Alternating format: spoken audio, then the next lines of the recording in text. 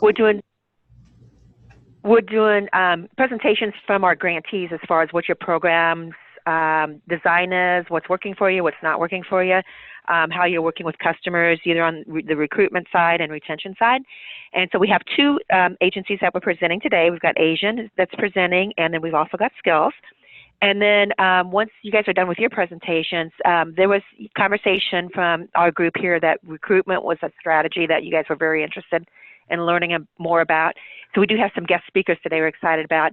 Amy and Brittany will be presenting some information on recruitment strategies and work that they're doing. So why don't we go ahead and get started and with Asian. If you don't mind talking about your program and like what you're doing, what sector you're working in, and you know the things that are working for you, and if there's anything that's not working for you, that'd be great. Okay. Good morning, everyone. This is Damira from Asian Human Services, and we are running a combined training and employment program for out-of-school youth between ages of 18 and 24 in healthcare industry. How we do recruit our clients, mostly by social media, Indeed, Facebook, and word by the mouth. We had huge success with posting on Indeed, and we had a lot of clients coming in our door. Even I tried, and I had meetings, a couple meetings with DHS local offices over there, but unfortunately, I didn't have any support from them because they told me they don't have any information of this program and they couldn't send the clients to designated agencies. And we're just focusing on the recruiting clients, how I already mentioned. Whole clients who is coming here in our doors, they are demonstrated economic barriers to enter post-secondary education, which will lead them to the industry recognized credentials. And that's the reason that we are, with the support of the DCO, implementing a combined training program in CNA, phlebotomy, and CPR. The training partner is the Chicago Community Learning Center, which is an Illinois Board of Higher Education accredited training provider.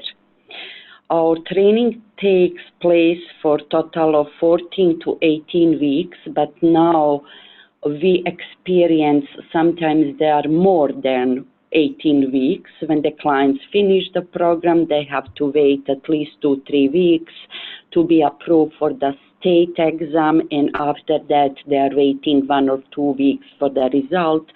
Would they prolong the program more than 18 weeks? And after finishing and getting credentials, its program is followed by the 8 weeks work experience at one of our partner employers. The work experience is 20 hours per week with a pay rate of $8.25. Also, services which we provide to our clients, it's, as I mentioned already, paid work experience, supportive service, job coaching, academic assistance, and referral service. I'd like to mention here the good collaboration with the surrounding agency on the community, and beside the community, also that we are working with the new moms, because we have some percentage of the clients who is the single parents. With Hobart Brown Healthcare Center, with Northside Housing and Support Services. What we experienced recently that we have a lot of clients who has need for the housing, and either they are evicted from apartment or they are not getting along with the partners, and they are leaving the housing. What they making us, some number of the clients, they are stopped going on the training, and now they are on the hold until we resolve that and help them with the housing in order to put them again on the school. The period of those 8 weeks when the participants are on the paid work experience, we expected from them to gain on-job training and acquire necessary job skills. After completing that 8 weeks program. Participants mostly demonstrate the ability to execute job duties and follow up company policies, at which point is the goal is to have them transition to permanent employment with the company.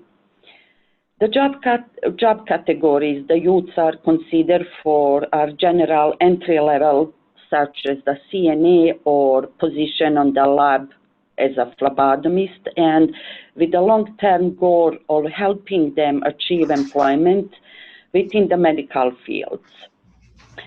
Our employer partner for this program is Amita Healthcare, formerly known as a Presence Health.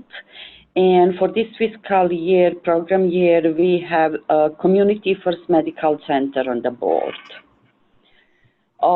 Mostly objective of this program, our program, is to help clients attain gainful employment and where they complete the work experience and also put them in the path to advanced training in the medical fields.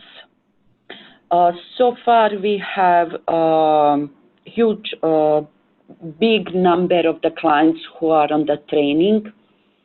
We have one group of the clients, as I mentioned already, because they have some barriers, they stop in the middle of the training, and we are talking with the CCLC to re-engage them on the program, but this is now a process. If the class is full, they have to manage to see in which location they will put them or in which session.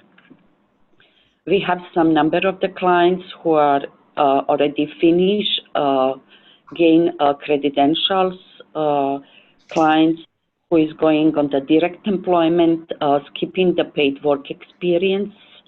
And we expect now on the September that we will also have a group of the clients who will pass the state exam. And usually clients, they are going first with the CNA exam. They have some break of the maybe 1 month and preparing for the phlebotomy. And after completing everything, we are working one-on-one with them to see and to transit them through the paid work experience and transition to the full-time employment. What for us, for now, the huge barriers is those clients who is facing housing problem or clients who already receiving some TANF benefits and they are pressurized by the DHS to go to do some work, necessary work for those amount, TANF amount what they're receiving, and they're not able to combine the training, school, and the TANF request.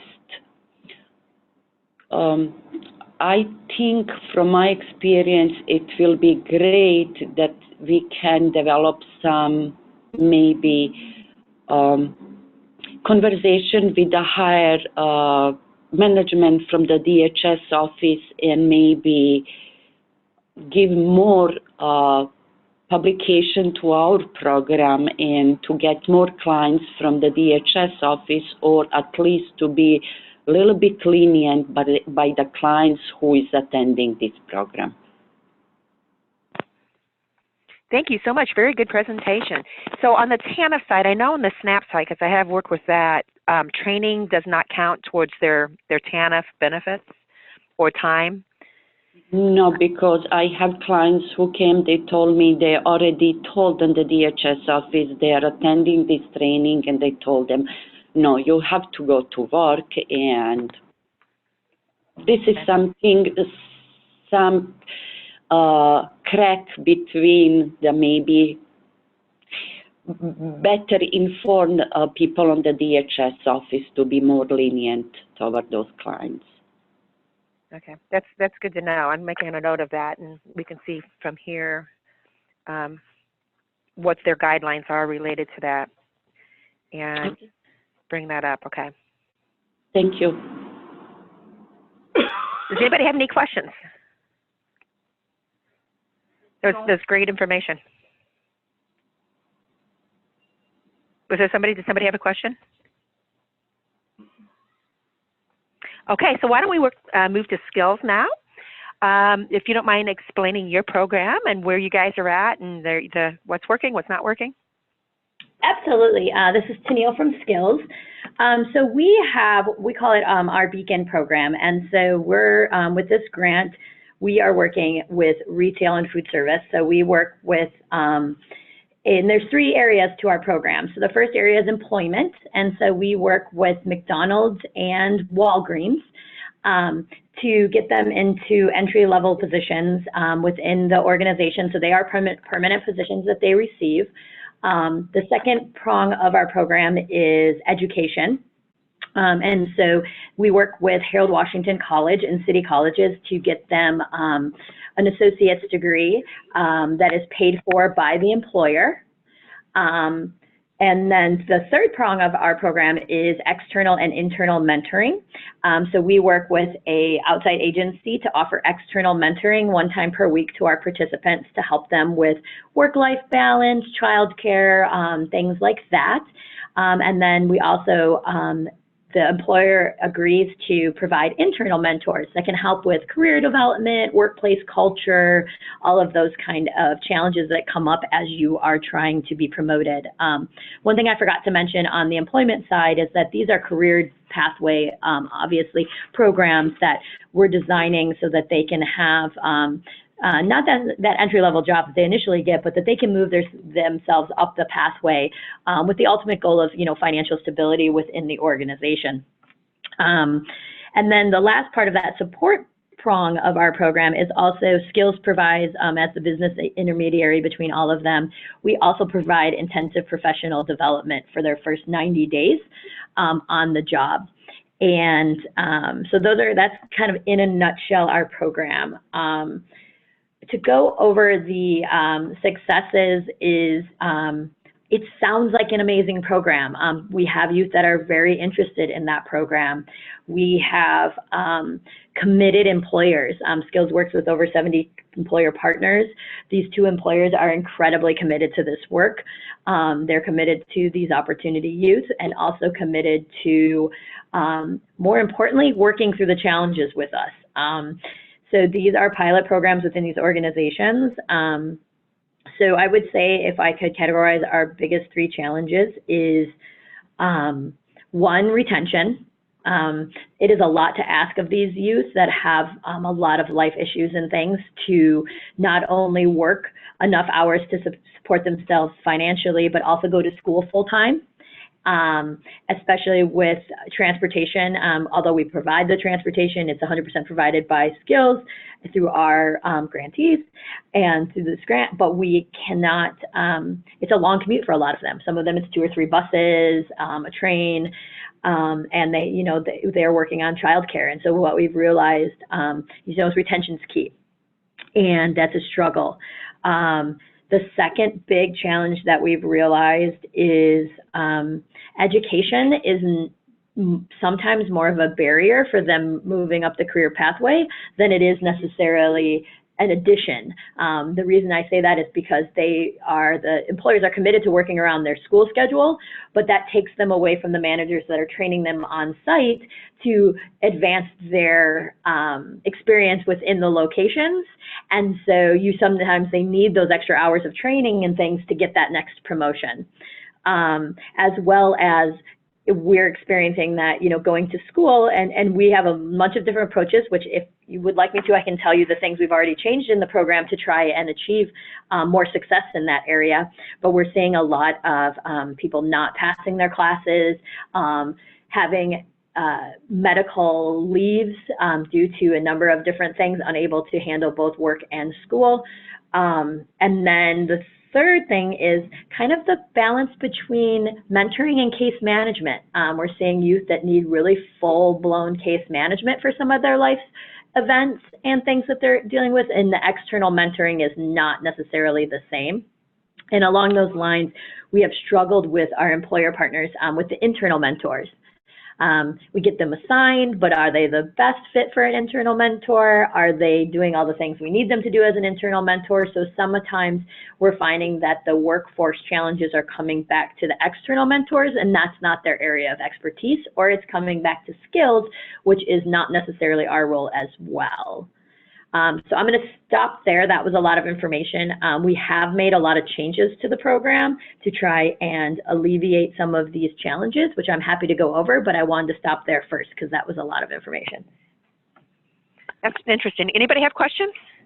But today, one of my questions is as far as the full-time going to school and working. I mean, have you guys got to work around that? It's maybe like part-time or shorter? Because you're looking at as an associate's. Yeah. So the big thing there is the problem is they can't work less hours. Financially, they cannot support themselves working less hours. And so unfortunately, sometimes they're forced that work has to be the priority because they need to be financially stable. So one of the things that we have worked with McDonald's on, which is fantastic, unfortunately, we're not seeing the results that we want, is that they actually pay an educational stipend. So McDonald's pays them to go to class. So if you have 12 credits and you're sitting in class for 12 hours a week, they will pay you your wage. And we do it through a stipend-based program, but we pay them their wage versus the hours sitting in class. But unfortunately, that has not, for those who are taking advantage and doing well, they say it's because that stipend is helping them, but we're still seeing a lot of people unable to fulfill their educational requirements. And what we also looked at, we figured out those who have children would need over 65 hours a week of childcare if you look at their commute, their work schedule, and their school schedule. And that's just a lot of these youth use family to watch their children and have since their children were born, and their family was very reliable until all of a sudden the demand is upwards of 65 hours a week. Yeah, that makes sense. That's interesting. Do we have any questions on the skills program? Thank you guys so much for sharing your information related to your program. And I love it because there's always takeaways and things for us to think about, you know, as to how can our programs help facilitate, you know, specific changes needed for this. At this time, though, I want to shift this over to Amy and Brittany, who's going to, you guys had mentioned a couple weeks ago, an area that you guys were really interested in recruitment strategies, because that has been a difficult area. And so we've invited Amy and Brittany, and they're working with the Illinois Center for Specialized Professional Support, and we use them a lot on the WIOA side for service integration. So they have a presentation that they're going to provide you based upon what they're doing and work they're doing related to recruitment activities. So Amy, I'm handing it over to you now. Great. Thank you so much. Good morning, everyone. Hope you're all having a great morning. Yes, I'll talk back. Love it. So we're going to talk about some recruitment strategies, and I'm going to tell you a little bit about who we are and what we do first. So we are the Illinois Center for Specialized Professional Support, and we have been in the CTE world. The center has been in the CTE world since 1976. So they've been around for quite a while. We create, support, and deliver professional development for career and technical education and adult education professionals across Illinois. We provide technical assistance, develop publications, and facilitate program improvement strategies for our partners as it relates to college transition, recruitment, retention, and completion. And our primary focus is really to encourage the achievement of special populations learners. One of the programs that we have within our center is called the Early School Leaver Program. And within this program, we assist students who are 16 to 24 in transitioning from secondary to post-secondary. And those students are individuals who have, for whatever reason, left the traditional educational system and are now seeking their high school equivalency while at the same time working towards some kind of credential. So it's similar to like an ICAPS IET program, but not exactly. So a couple of things I'd like to just highlight for you is we have some super strategies. And as I said, we're kind of in the realm of Perkins, and we operate within that realm quite a bit. But within Perkins, we have things called special populations, which are very similar to your targeted populations. And these are some documents that we've created for the system that are around our special populations. And they're all available on our website, which I'll show you at the end of our little talk here. And you can go on, download those for free. They're yours to use, share, in whatever capacity you want to. So we have super strategies for supporting students with disabilities, supporting students with limited English proficiency, supporting single parents and displaced homemakers, which is now changed in Perkins 5 to out-of-work individuals, but that was the terminology that was used from 1984 until 2018. And then supporting students for non-traditional careers. And for Perkins, non-traditional careers are students pursuing occupations that are non-traditional for their gender. So someone going into an occupation that represents 25% or less of their gender makeup. A great example of that is women going into trades and men going into childcare or nursing. One of the perks of going into a non-traditional occupation is they often pay, especially for women going into the trades, they pay a better self-sustaining wage than, say, going into office support specialist or some of those other career pathways. So something to consider when you're recruiting students into the different career pathways. When you spoke about having that challenge of working full-time and going to school, that's a challenge we work with as well.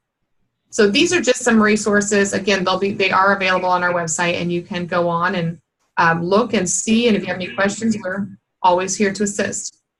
So now we're going to go through just some strategies for recruiting students. And I'm here today. I don't think I introduced myself. My name is Amy Julian. I'm with the Illinois Center for Specialized Professional Support. I'm the director.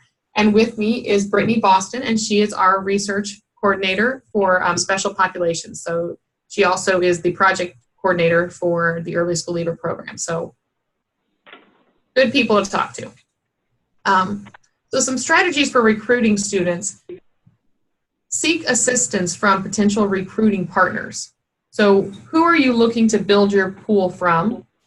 What are those things that you're looking to do? Look at secondary schools, look at parent groups. We have programs that work with the local Kiwanis. They work with alternative schools. They work with their adult education programs, which is that next bullet there, to really seek students into your program.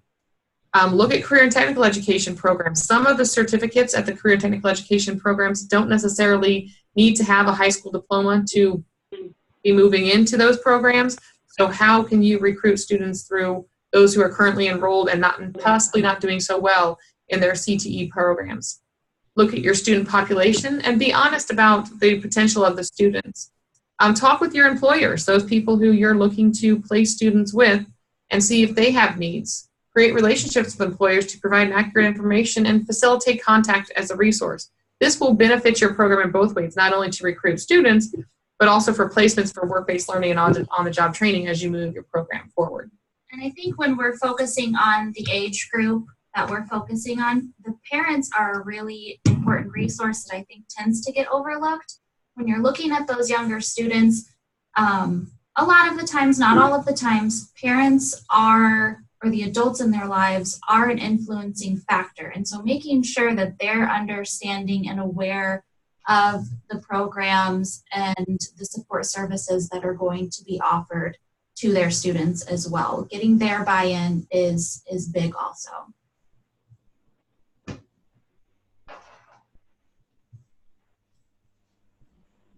So the next thing is marketing, because in the wonderful world of Gada and Edgar, we call it marketing, so we can spend money on it.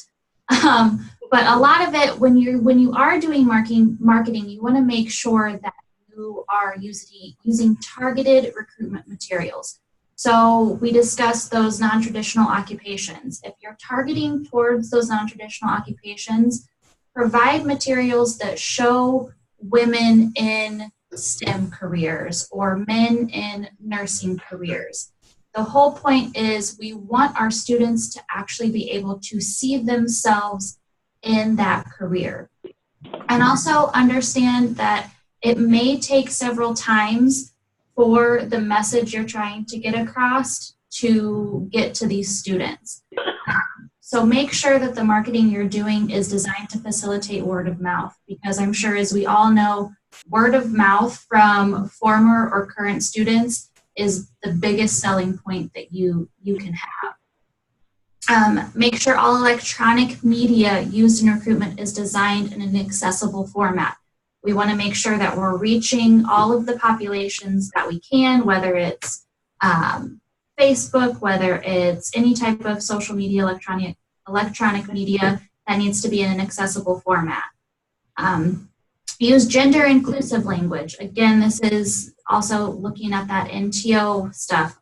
Make sure that you are actively seeking students of all genders. And use common language.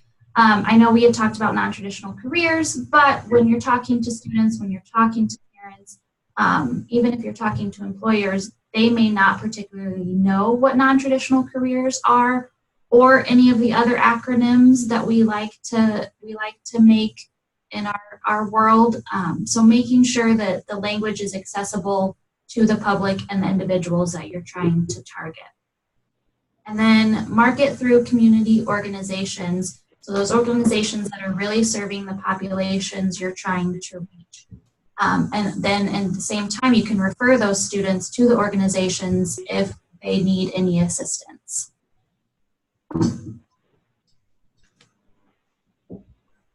I'd like to pause there and see if there's any questions.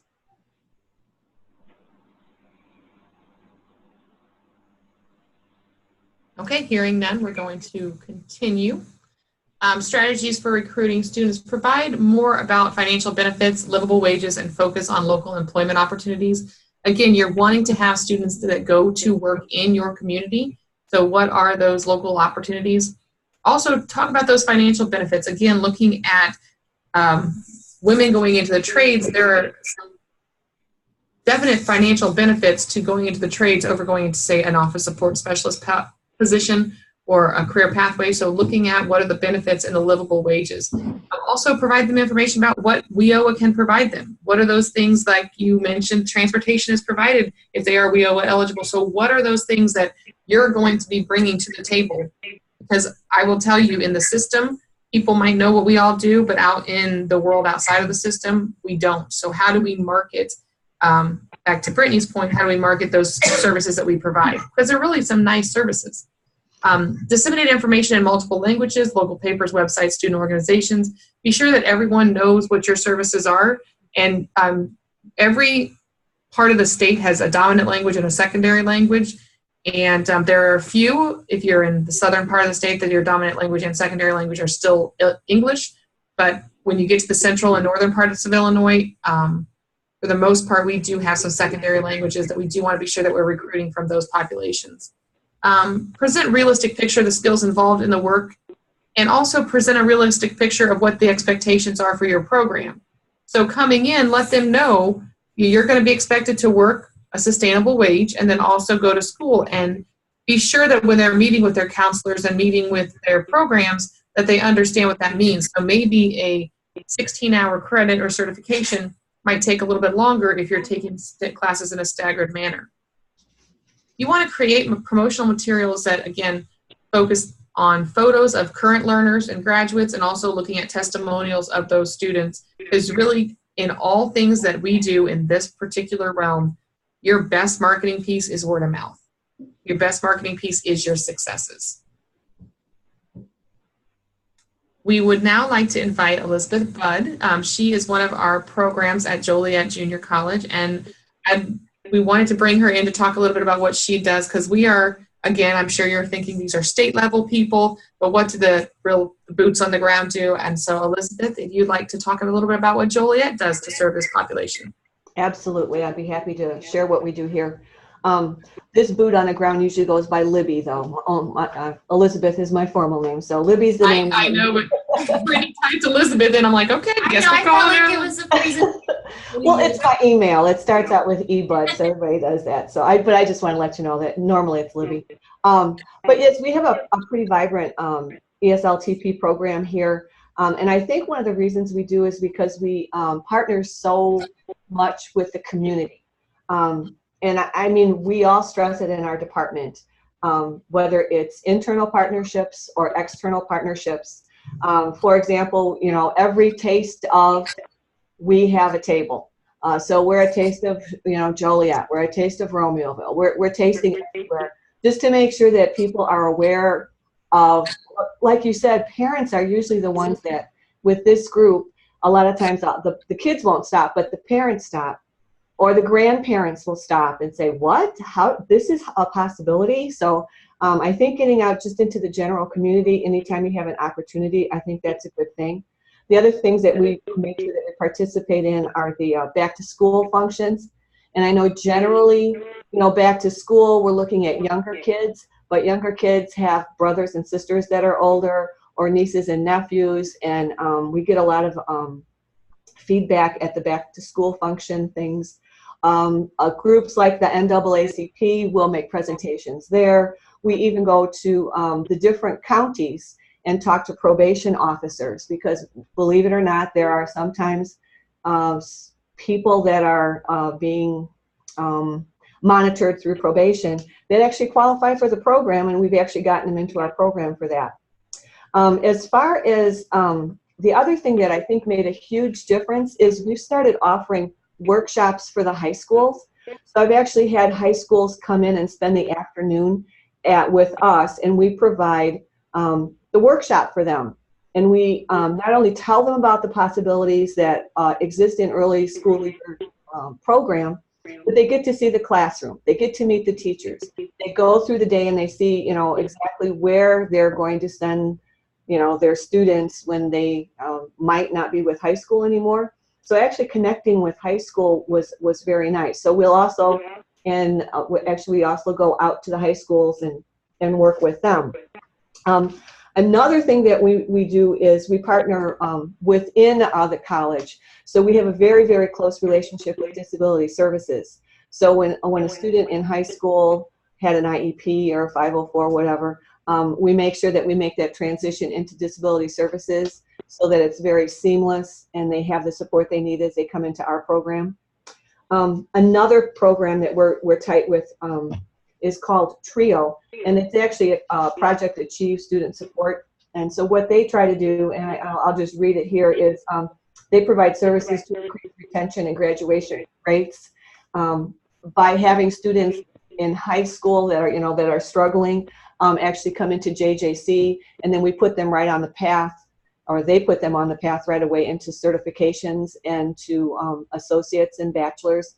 But since we are kind of working in the same area, we've partnered together, and now we're working together to support that population also. Any questions? One question from Erie House. Mm-hmm. The thing is that here in the city, it's kind of hard because a lot of these like city kids, we have some that, you know, will explain the program, will, like, you know, do a whole presentation. Okay, they'll seem really gung-ho, they'll come, you know, and then, you know, they'll be interested in the class or doing the, you know, doing the program, and then, you know, sometimes, you know, they won't come back, or Mm-hmm. they'll come to, like, fill out the paperwork, and, you know, we'll talk to them, you know, they'll say, yeah, I want to do this, and then they won't come back. So I think here in the city, we're having more difficulty with this. I understand what you're saying, and I don't want you to think that we're not facing that. We have a career and transition specialist who connects with the students immediately, and they are mandated to meet with her a minimum of 2 times, but honestly, they go in and out of her office quite often. Also, the students also have to participate in a job skills program where it's basically 15 to 20 modules: job skills, soft skills, hard skills. And that teacher is kind of also the person that is kind of screening them. Like we have homeless kids, you know, so if they're over 18, you know, what homeless areas or community groups can support them. The ones that are younger than 18, we've really struggled with, but we recently found some place that we can find for them. So we try to provide touchstones for all of the students.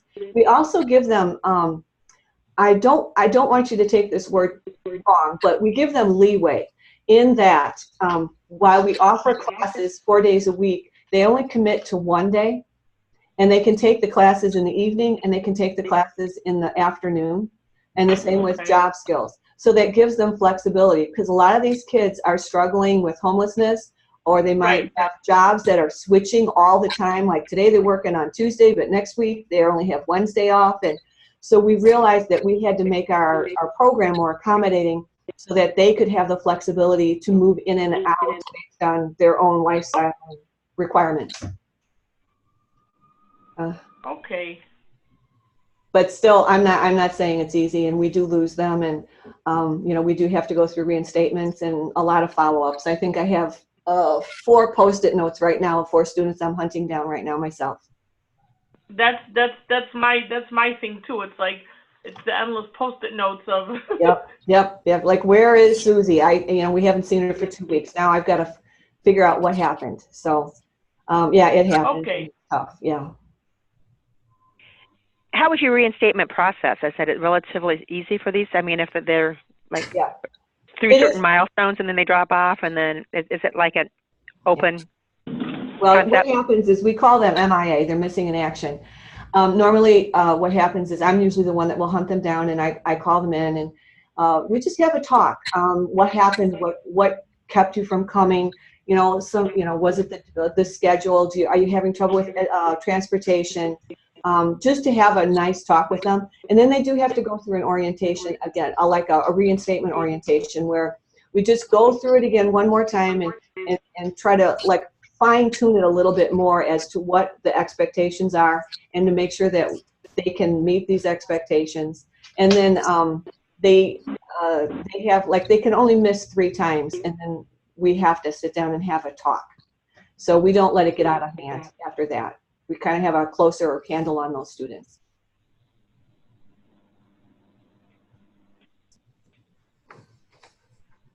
Any other questions? Any other questions from our grantees?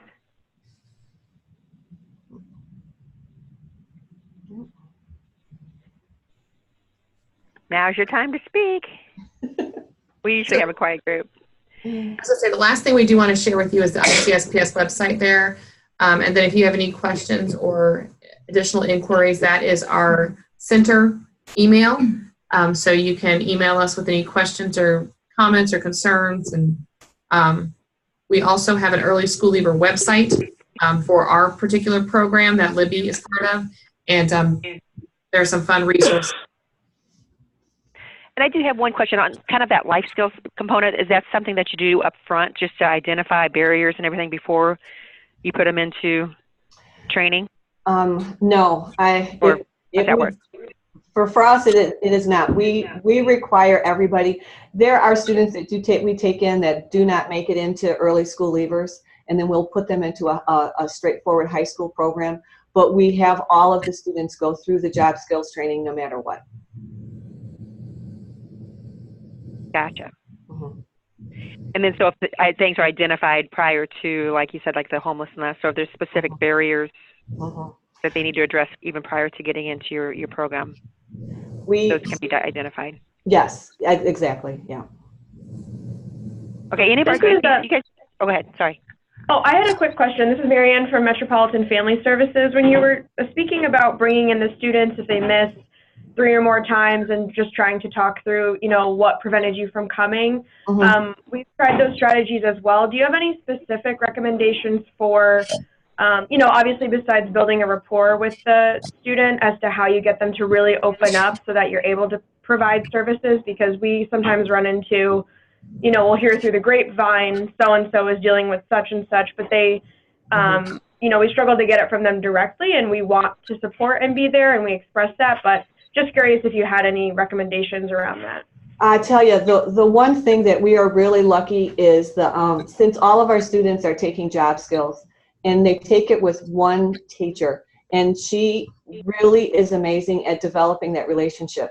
She's usually the first one that will flag a problem.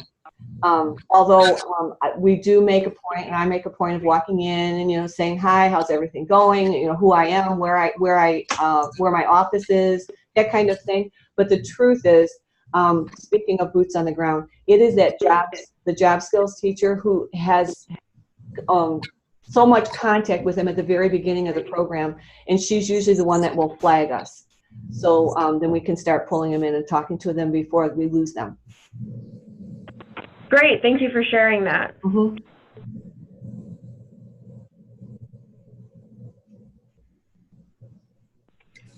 Any other questions? No, I guess one of the questions I have too, because sometimes in dealing with kids, they're at a point where they're just not ready, and sometimes maybe 6 or 8 months down the road where they're ready. I mean, if they don't engage, is it kind of like left? You can come back anytime. Obviously, is it just one of those conversations that is very open with them? That it may not be an opportunity or something you want to do right now, but leaving that door open for them to always come back. For us, that JJC, that is definitely how it works. In fact, I will, like, after I haven't seen them for 6 months, I'll give them a call. Or they just, I don't know how to, we don't shut the door on them, and they know it when they leave, so when they're ready, we do welcome them back. They do have to go through the orientation again, but yes, we do welcome them back no matter what, and they know it. They know it from the first orientation. We call it stepping out. So that's awesome, and that's one of the disconnect, not really disconnect, but issues with the way that we do our granting process is that our grantees are fill out their scope of work and they identify what their measures are going to be, and it's usually a time limit, so it's based upon the term of the grant, which, like, unfortunately, that's why recruitment is a big thing for our grantees, is because there is a time limit, and when they have to have the numbers met and individuals in the programs and their outcomes. I almost feel it's like a safety net for them if they know at the very beginning that there's a thing called stepping out. When I first started, that wasn't available to students. When they were out, and that was something that's changed. So I think we have less problem now, because I think they feel like, I can hang in there. If it's not going to work, I can always come back. But for some reason, it seems to have gotten lighter since they know they have that option. And I like that. I think that's a neat concept. Mm-hmm. Do we have any other questions?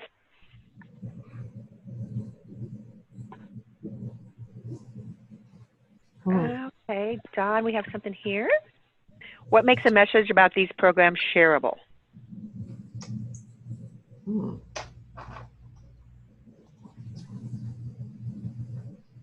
Does that make sense? No, what makes what? What makes a message about these programs shareable? So what's your message that you're giving that makes it shareable? Am I getting that right, Don?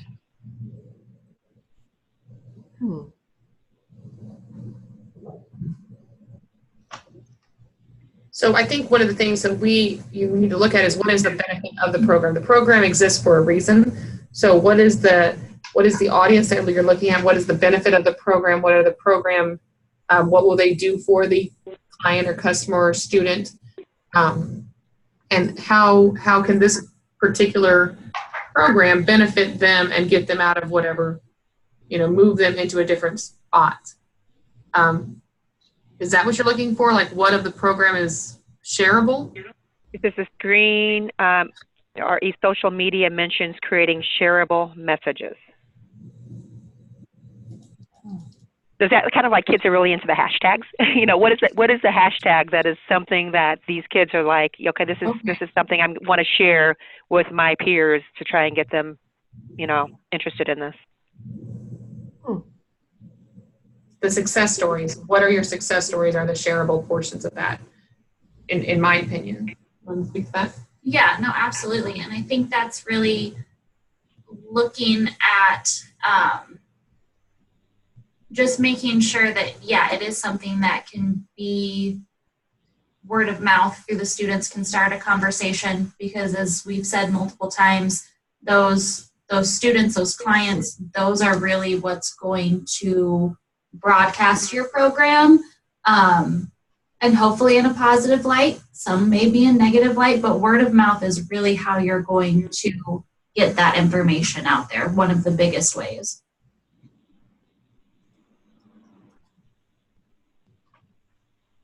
And then again, look at ways in which you can communicate.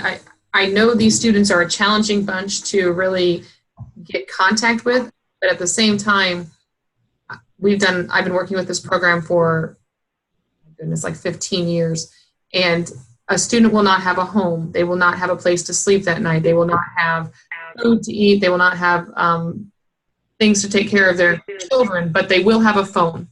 How that is possible, I don't know, but it is an anomaly that does exist.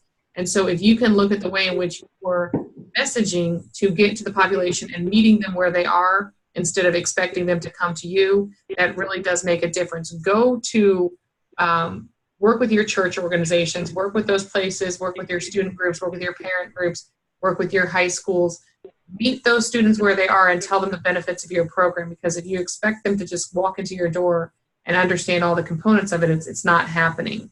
It's not going to happen either. But looking at that Facebook, they have that. And then you can also set up your Facebook where you're doing geo-tracking. And so when you have a student who's in your geographic area and they search certain words or they have certain things, these advertisements pop up. You've all had it happen to you. You've been, for example, I was talking with my niece about how she wants to take a cooking class and how she's going to own a restaurant. And then all of a sudden I have cooking classes for kids popping up on Facebook all the time. Facebook is designed to do that. It's designed to assist you in marketing, so use those tools.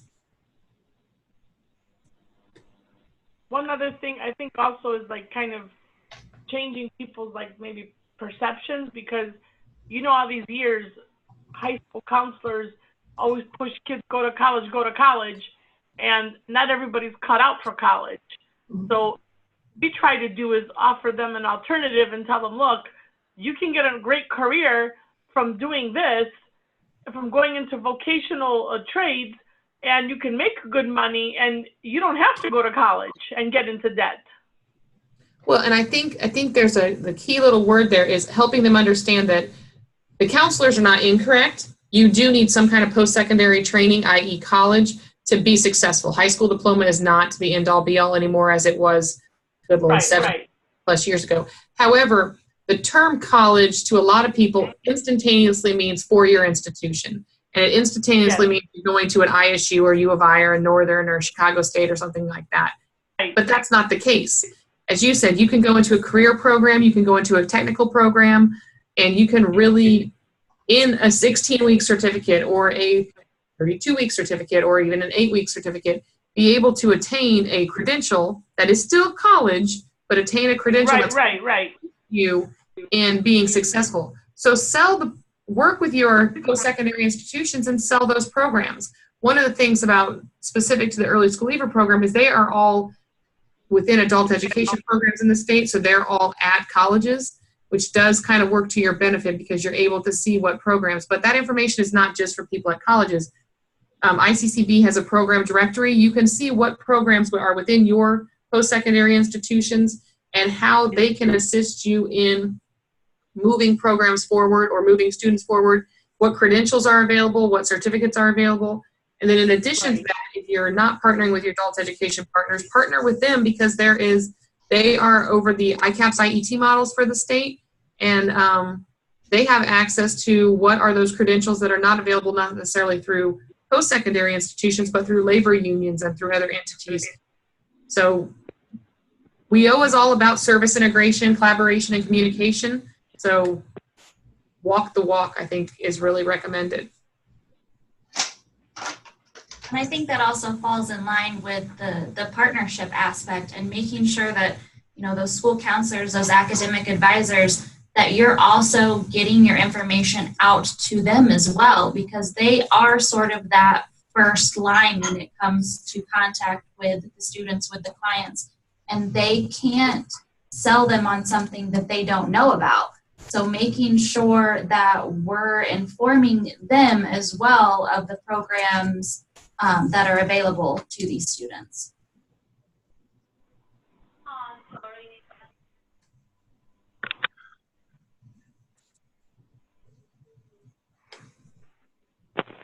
Okay, does anybody else have any additional questions? Now's your time to ask.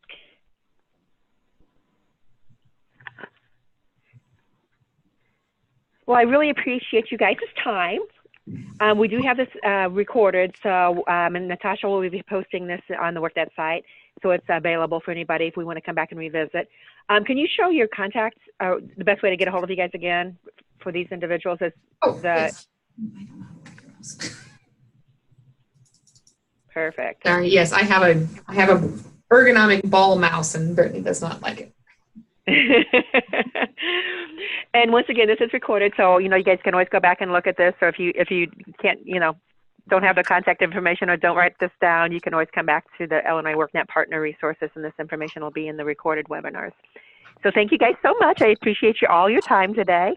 And then our next webinar will be next Wednesday. And content, I'm not sure yet. We're probably going to start going back over your reports too and seeing where you're at. And per Tara, what she always did, she always sent out the financial reports. And today or yesterday was the last day to report costs in the GRS. So I'll be sending those out to you this week with your, I'm going to also attach your IWDS, the list of customers. And if there's any concerns or anything I have related to those, I'm going to attach that to your GRS reports on your cost. So with that said, everybody have a wonderful day. Enjoy. The weather here is okay, kind of cloudy, but enjoy your day, and then we'll talk next week. Take care. Thank you. Bye-bye. Bye-bye. Thank you. Thank you. Bye.